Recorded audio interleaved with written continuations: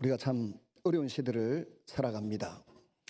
학자들 중에, 철학자들 중에 헤겔이라는 사람이 있습니다.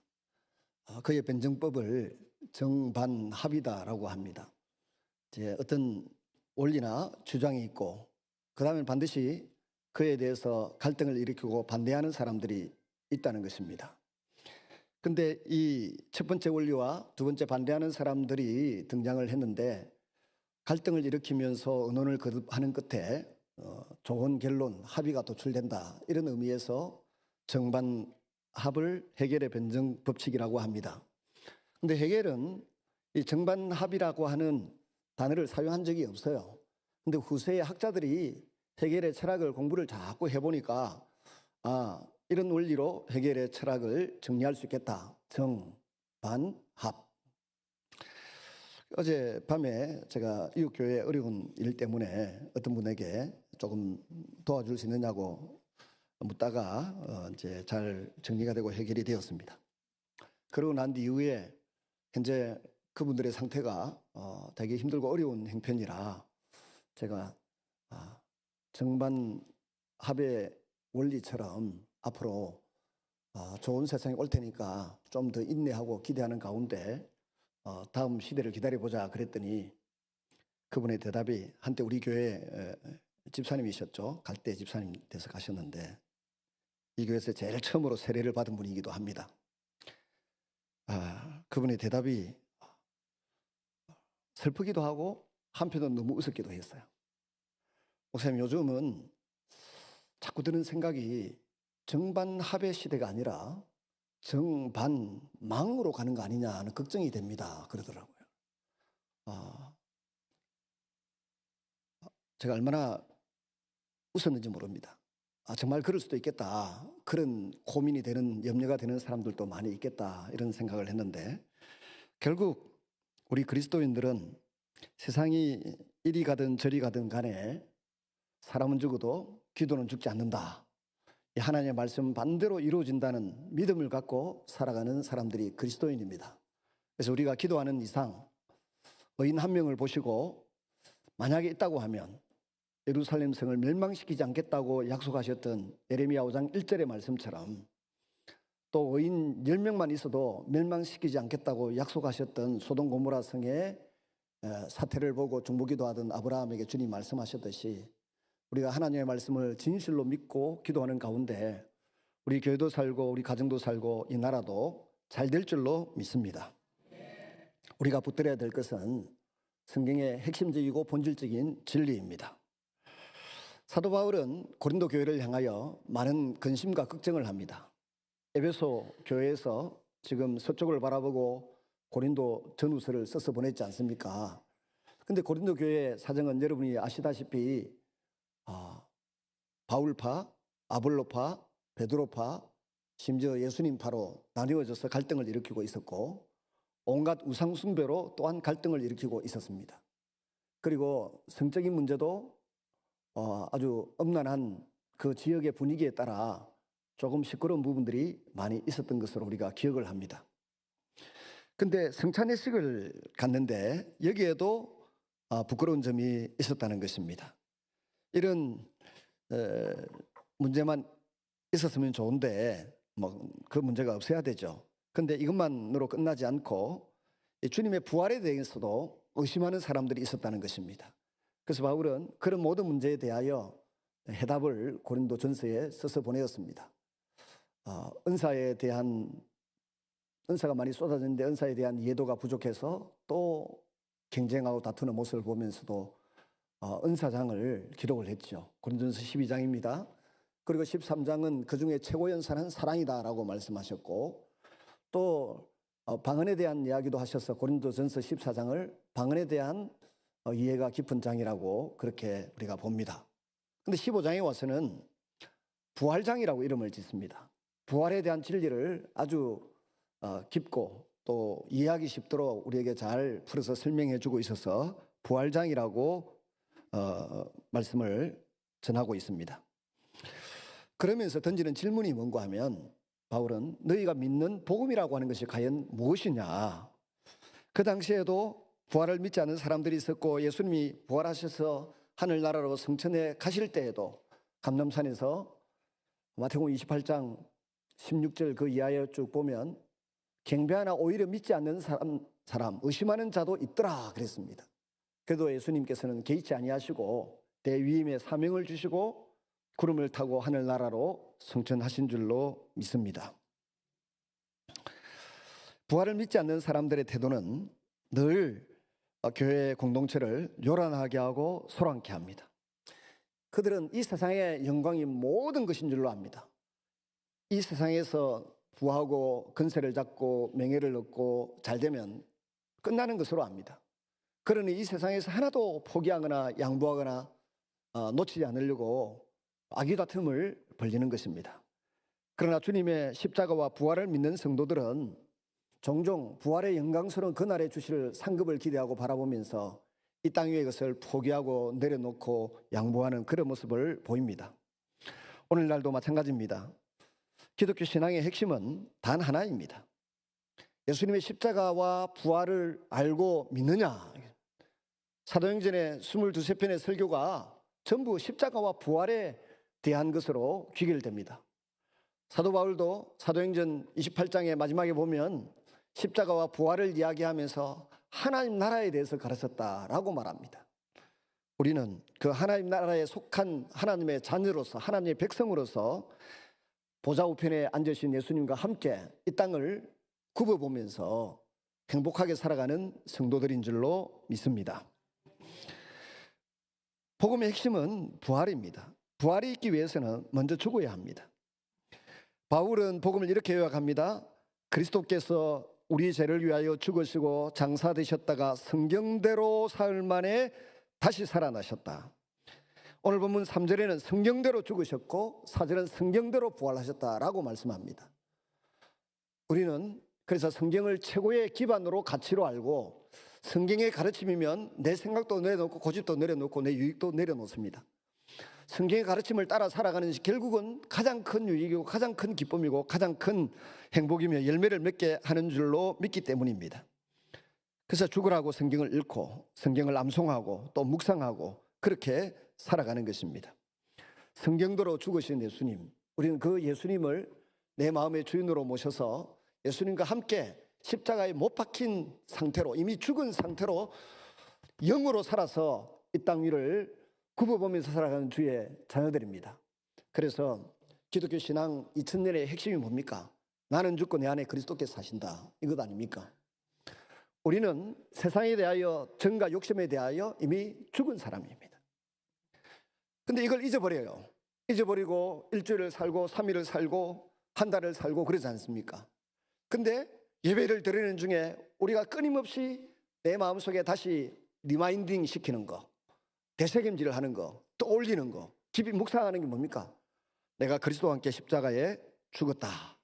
갈라디아서 2장 20절에 보시면 내가 그리스도와 함께 십자가에 못 박혔나니 현재 완료형입니다. 영어로. 현재 어느 한 시점에서 죽었는데 예수님을 나의 구주로 하나님으로 영접하는 그 순간 주님과 함께 십자가에 못 박혔는데 그것이 현재 완료형 지금까지 계속 진행되고 있다는 겁니다. 우리가 가끔 잊어버리고 혈기도 부리고 의심도 하고 불평도 하고 원망도 하고 정죄도 하고 그렇게 삽니다마는 실제 우리는 예수님과 함께 이미 십자가에 못 박혀서 죽은 상태로 살아가는 겁니다. 실제 말로 우리는 이미 하나님 앞에서는 시체가 된 사람들이에요.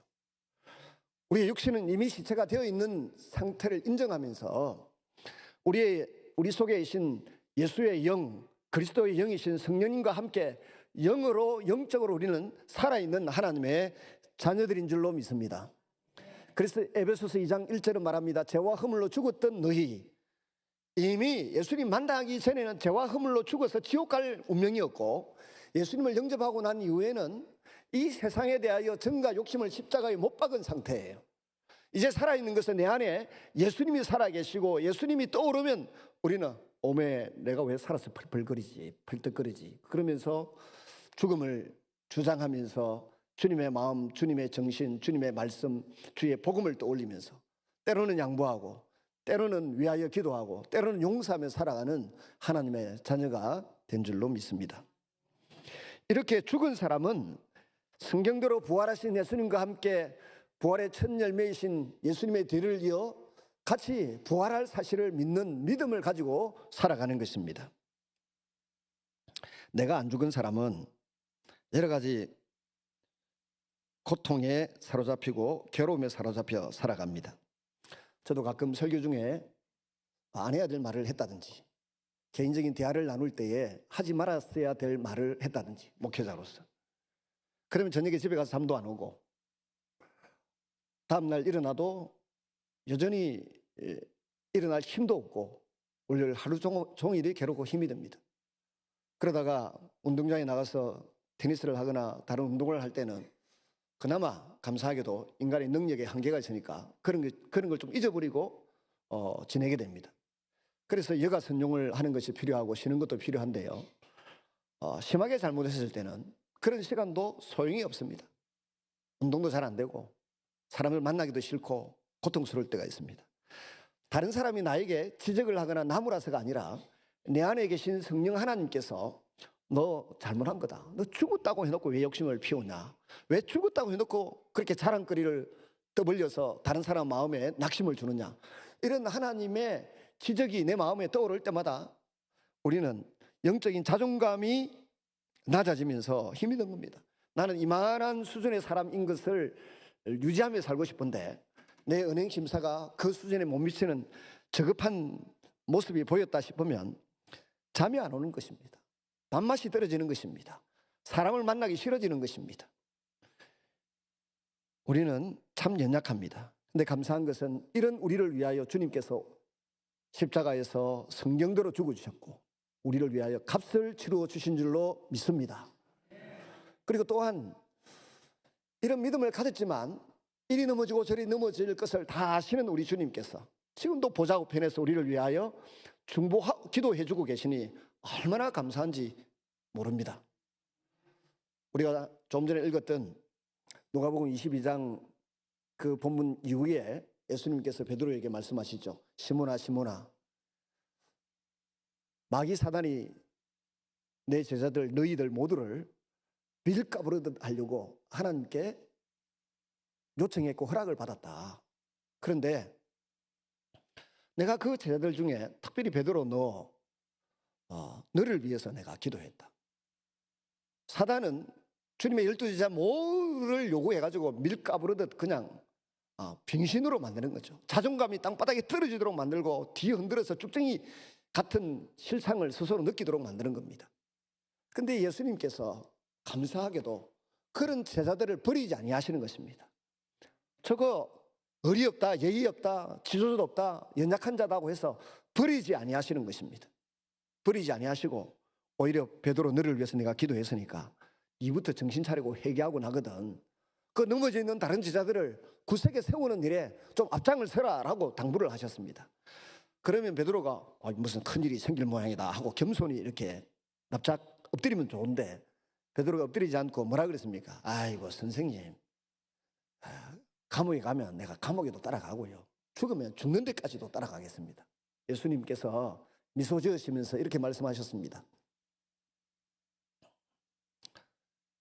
오늘 닭 울기 전에 네가 3번 나를 부인하리라. 주님이 이미 베드로의 실패를 아시고 제자들의 실패를 아십니다. 아시면서 그들을 위하여 죽으셨고 그들을 위하여 중보기도 해주셨고 그들을 위하여 베드로가 앞장서서 격려하고 위로하고 따뜻거려가지고 굳게 세우도록 배려를 해주셨습니다. 이게 우리의 실상입니다. 그럼 베드로가 깨달았을 때 통곡하고 우는 것으로 끝나지 않고 행동으로 회개한 모습을 보여줘야 되는데 여전히 행동으로 회개하는 모습을 보여주지 못했어요. 예수님이 신방 가시잖아요. 갈릴리 바닷가로 낚시하러 간 베드로에게 찾아가서 신방을 하십니다. 그야말로 신방을 하시면서 먹을 것을 얻어 드시는 게 아니고 오히려 생선을 굽고 떡을 구워서 고기잡이 하다가 물속에 첨벙 뛰어들어서 벗은 몸으로 뛰어나온 베드로에게 먹여주시고 3번이나 모닥불 앞에서 주님을 부인했던 베드로에게 다시 주님을 사랑한다는 고백을 할 수 있는 기회를 만들어 주십니다. 그리고는 내 양을 치라, 내 양을 먹이라, 내 양을 치라고 말씀하시는 사명의 회복도 주십니다. 그럼 이거면 됐지 않습니까? 그럼 베드로는 그 이후에는 죄를 짓지 않습니까? 그 이후에도 똑같은 짓을 또 반복합니다. 갈라디아서에 보면 예수님의 제자들, 이방인들 중에 예수 믿는 사람들이 있었습니다. 이방인들 중에 예수 믿는 사람들하고 베드로가 밥을 먹고 있다가 유대인들이 온다는 이야기도 듣자마자 이 겁많고 한편 용감한 이 베드로가 뒷문으로 총알같이 빠져나가서 도망을 갔습니다. 그러니 이방인들 같이 먹던 교인 형제들이 어떤 생각을 했겠어요? 뭐 우리 목사님이 뭐 저 정도밖에 안 되노. 얼마나 실망을 했겠습니까? 사도 바울이 보다 못해가지고 베드로를 보고 면전에서 아주 강하게 책망을 했다고 갈라디아서에 기록에 남아 있습니다. 그 사람은 끊임없이 넘어지고 자질하는데 우리 주님께서는 그런 우리를 포기하지 아니하시고 지금도 보좌우편에서 기도하고 계신 줄로 믿습니다. 연약한 우리가 이 주님의 행하신 것, 성경대로 죽으시고 성경대로 부활하신 것을 믿는 믿음으로 산다고 하면서 자주 실족하고 넘어집니다마는 사람은 포기해도 주님은 절대로 우리를 포기하지 아니하시고 오른손으로 붙들어서 굳게 세워주실 줄로 믿습니다. 이 성경대로라고 하는 이 표현은 십자가의 죽으심도 부활도 성경대로라고 되어 있는데 우연이 아니라 하나님의 놀라운 계획 속에 이루어졌다는 아주 중요한 표현입니다. 하나님의 계획대로 성경대로 십자가에 죽으시고 하나님의 계획대로 성경대로 부활하셨다는 사실입니다. 이 주님의 부활이 없다고 하면 십자가는 실패로 끝났을 것입니다. 주님의 부활이 없다면 제사함도 없을 것입니다.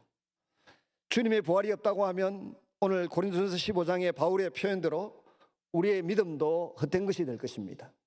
우리의 모임도, 우리의 온갖 헌신도, 우리의 드리는 모든 예물도 다 헛것이 되고 말 것입니다. 그래서 바울은 먼저 부활은 믿음의 기초라고 선언하고 있는 것입니다. 두 번째로 부활은 실제 역사적 사건이라고 강조하고 있습니다. 5절에서 8절을 보시면 바울은 부활을 증명하기 위해서 누가 부활하신 주님을 배웠는가에 대해서 열거하고 있습니다. 등장하는 증인들을 보면 게바, 즉 베드로가 있습니다. 12 제자가 있습니다. 500여 형제가 있습니다. 야고보가 있습니다. 모든 사도들이 있고요. 마지막에 바울 자신이 등장합니다. 여기서 중요한 것은 한두 사람이 아니다라고 하는 것입니다. 집단적으로 목격했다는 것입니다. 특히 500명 이상의 형제들이 동시에 보았다는 것은 거짓이나 환상으로 설명할 수 없습니다. 세 번째로 증인들의 가장 큰 특징은 뭔가 하면 변화된 삶입니다. 부활의 가장 강력한 증거는 사람의 변화입니다. 예를 들어 베드로는 예수님을 부인했습니다. 닭 울기 전에 3번이나 주님을 부인하고 저주까지 하고 맹세까지 했습니다. 근데 부활하신 주님을 만나고 주님이 약속하신 성령을 경험하고 난 이후에 베드로의 삶의 태도는 3,000명 앞에서도 예수님의 죽으심과 부활을 힘있게 전했습니다. 5,000명 앞에서도 전했습니다. 그게 회개하고 거듭난 사람 숫자만 남자만 계산해서 3,000명, 5,000명이니까 아이들과 여인들까지 계산하면 적어도 갑절은 될 것입니다. 근데 더 놀라운 것은 제가 볼 때 성전 미문이란 말은 아름다운, 작다는 미가 아니고 아름다운 문이란 말이거든요. 그 문 앞에 날 때부터 앉아서 구걸하던 안전뱅이가 있었습니다. 그 사람 앞에 가서 사람들이 다 동전을 던져주고 가는데 베드로는 또 베드로와 요한은 그 앞에서 금과 은은 나에게 없다. 근데 나에게 있는 것이 있는데 그거 너에게 주겠다. 곧 나사렛 예수 이름으로 맹하노니 일어나 걸으라 그랬습니다.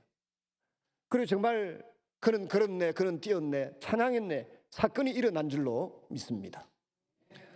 오늘날도 이 일은 계속되고 있고 우리 한국교회도 그런 치병, 치부 뭐 이런 거 예수 믿고 질병이 낫고 예수 믿고 건면하고 성실하게 기도하며 살아가다 보니까 부유하게 되고 이 일들로 인해서 오늘날 한국교회는 이처럼 많은 성도들을 하나님의 백성으로 얻게 되었고, 아름다운 건물과 귀한 신분의 사람들, 연약한 사람들 다 한데 어우러져서 주님을 찬양하고 주님을 경배하는 자리에까지 이르게 된 줄로 믿습니다.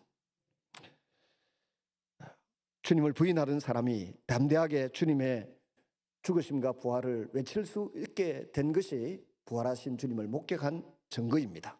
심지어 나중에 십자가에 거꾸로 매달려 죽기까지 하는 일이 일어났지 않습니까?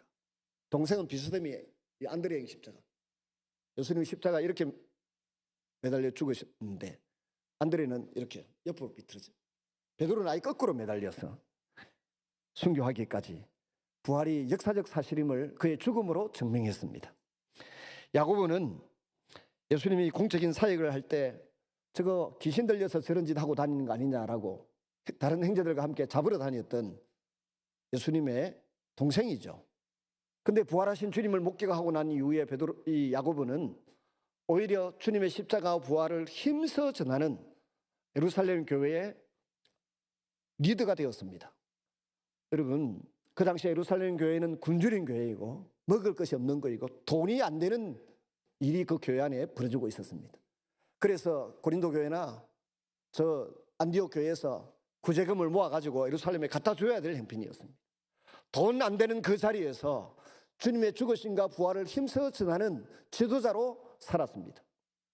뿐만 아니라 사도행전 15장을 보면 이방인들과 이방인 출신 그리스도인과 유대인 출신 그리스도인들 사이에 율법을 어디까지 지켜야 되고 어디까지 행해야 되는가에 대한 논쟁이 심해서 바울과 바나바, 실라를 거기에 보냈습니다. 그랬더니 베드로가 이야기하고 또 바울의 간증을 들었던 베드로가 이야기하고 이 야고보 사도가 일어서서 이야기합니다.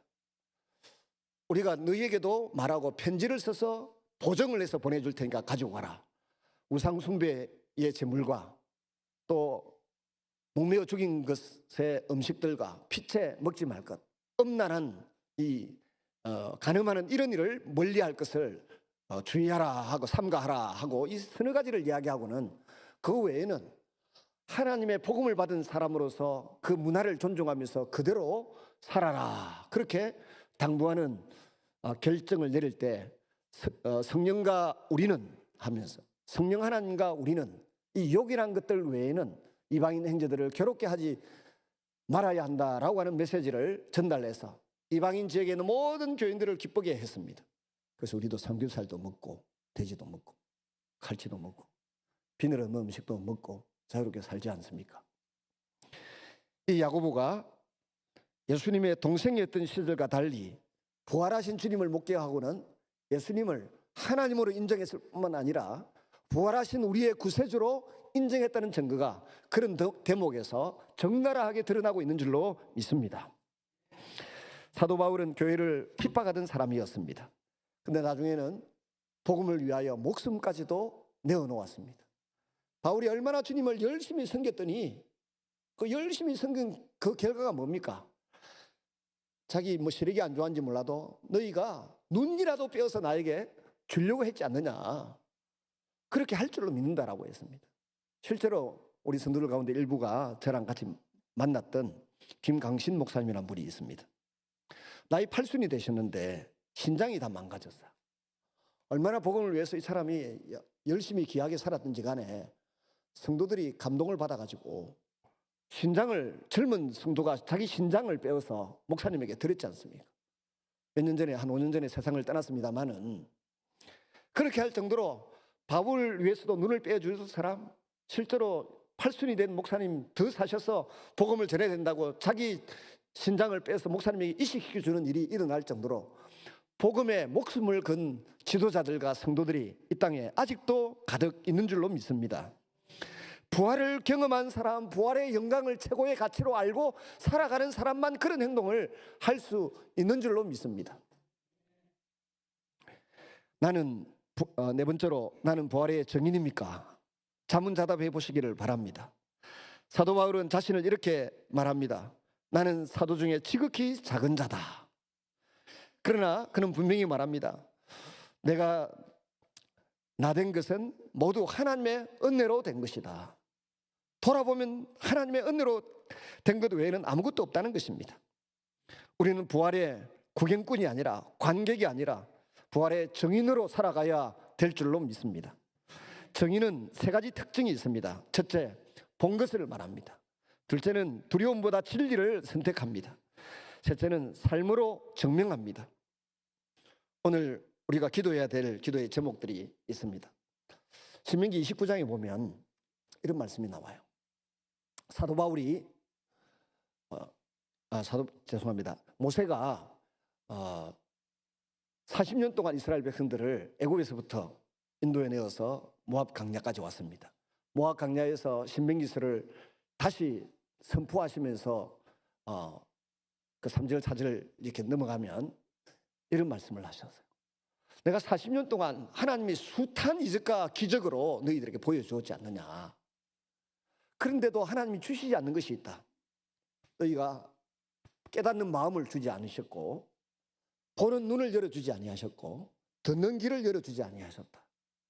그래서 너희들이 믿지 못하는도다. 이렇게 한탄하고 있습니다. 그러므로 우리가 교회 안에 있을 때에 뭡니까? 우리 자녀들을 위하여 기도할 때, 배우자를 위하여 기도할 때, 교회 출입하는 성도들을 위하여 기도하실 때 하나님, 저분들에게 깨닫는 마음을 주십시오. 말씀을 이해하는 깨달음을 주십시오. 영적 세계를 이해하는 깨달음을 주십시오. 말씀을 보는 눈과 하나님의 음성을 듣는 귀를 열어주십시오. 세상 돌아보는 그 가운데서도 정반 합인지 정반 망인지 이 가운데 하나님이 어떻게 일하고 계신지를 볼 수 있는 눈을 열어주십시오. 기도할 때 깨닫게 되고 보게 되고 듣는 귀가 열려지는 놀라운 역사가 나타나게 될 줄로 믿습니다. 말씀을 맺습니다. 여러분, 기독교는 철학이 아닙니다. 사상이 아니고 정인의 신앙입니다. 오직 성령이 너희에게 임하시면 너희가 예루살렘과 온 유대와 사마리아와 땅끝까지 이르러 내 증인이 되리라고 말씀하신 대로, 예고하신 대로 우리는 내가 진짜 예수님을 믿었으면 증인의 삶을 살 수밖에 없습니다. 제가 처음 주님을 영접하고 전도했던 친구들이 있습니다. 어제 저녁에 그 친구 집 앞을 지나가면서 차를 세워서 문을 들어가고 싶더라고요. 차가 워낙 밀려서 문을 두들기지는 못했습니다만은 조만간 다시 한번 찾아봐야 되겠다는 생각을 합니다. 여러분, 우리가 주님을 진짜 만나고 나면 이 주님이 너무 귀하시기 때문에 은과 금은 없어도 내게 있는 것 예수 이름으로 이거 소개한다 하면서 전할 수 있는 증인이 반드시 될 수밖에 없는 줄로 믿습니다.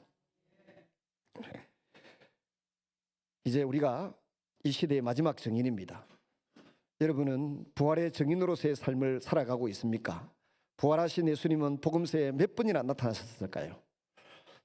사복음서를 종합해 보면 부활하신 예수님이 나타난 횟수는 최소 10번 이상 11번 정도 기록이 되어 있습니다. 막달라 마리아에게 제일 먼저 나타나셨고요. 다른 여인들이 있을 때 그 자리에 또 나타나셨고, 베드로에게 나타나셨고, 엠마오 도상의 두 제자에게, 글로보와 한 명의 제자에게 나타나셨고, 도마가 없을 때 제자들에게 한번 나타나셨고, 도마가 있을 때 또 나타나셨고, 갈릴 바닷가에서 떡과 생선을 구우시면서 베드로를 신방 오셨던 예수님, 부활하신 주님, 거기에서 나타나셨습니다. 갈릴리 산에서 제자들을 또 만나 주셨습니다. 감람산에서 성천 직전 제자들을 만나 주셨습니다. 그리고 사도행전에 오늘 바울이 말하지 않습니까? 마지막에 나에게도 부활하신 주님이 나타나셨다라고 말씀하십니다. 부활은 우리 기독교 신앙의 중심이고 부활은 역사적 사건입니다. 증인들이 그것을 증명해 주고 있습니다. 그리고 오늘 우리는 그 증인입니다. 저도 한때는 그게 자꾸 논리적으로 우리는 어떤 성령 하나님의 역사든 어떤 기적이든 그걸 내가 이해할 수 있는 수준의 공식을 만들려고 합니다. 그러다 보니까 뭐 개구리가 알을 낳고 알이 올챙이가 되고 올챙이가 나중에 개구리가 되고 이런 가정이 있듯이 사람의 생로병사와 함께 주님의 죽으심과 부활을 설명하려고 하기도 했습니다. 그런가 하면 또 누에가 있고 나와서 뭐 나방이 되고 뭐 번데기가 되고 뭐 이런 가정을 통해서 또한 부활을 설명하고 이해하려고 했습니다. 근데 세월이 지나면서 예수님 믿은 지 그래도 한 40년이 지나니까 더 확실하게 느껴지는 주님의 부활의 전개는 우리가 기도할 때 성령 하나님이 임재하시고 우리가 기도할 때 응답이 주어지고 기도할 때 악한 영들이 떠나가고 예수 믿는 사람들 가운데 질병이 치유되는 현장에서 즉시 치유되는 장면들을 보면서 정말 주님은 살아계시는구나. 성경 말씀대로 모든 것이 이루어지고 모든 것이 진행되고 있구나 하는 것을 깨달을 때 주님의 부활도 분명히 역사적 사실로 믿고 시인하고 따를 수밖에 없는 줄로 믿습니다. 그래서 우리 오늘 이 시간에 아름다운 찬양 하나를 같이 부르고자 합니다. 엠마오 마을로 가는 두 제자, 악보 있는 걸로 띄워주세요.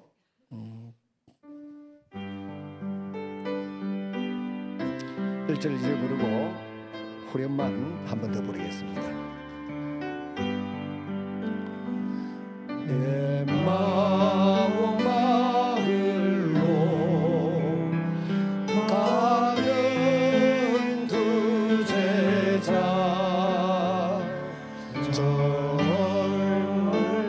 절망과 공포에 잠겨 있을 때 주 예수 그들에게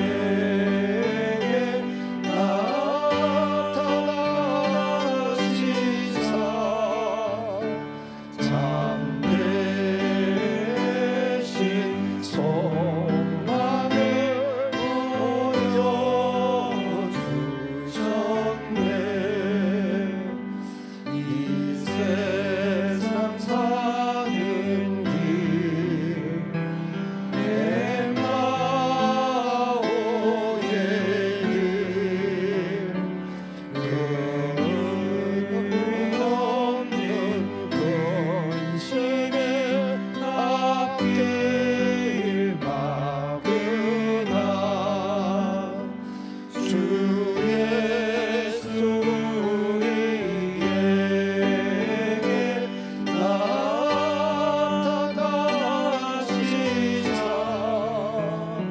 새 소망 주심을 믿사옵니다.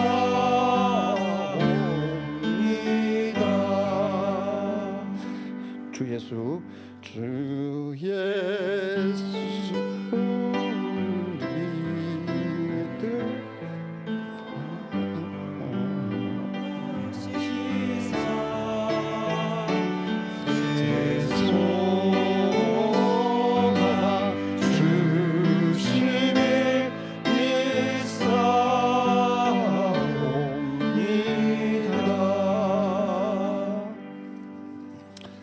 아름다운 찬양입니다. 하루 종일 흥얼거리시면서 유튜브로도 들으시면서 악보가 조금씩 다 다르더군요. 하나님 앞에 부활을 즐거워하는 귀한 시간 보내시기를 주님의 이름으로 축원합니다.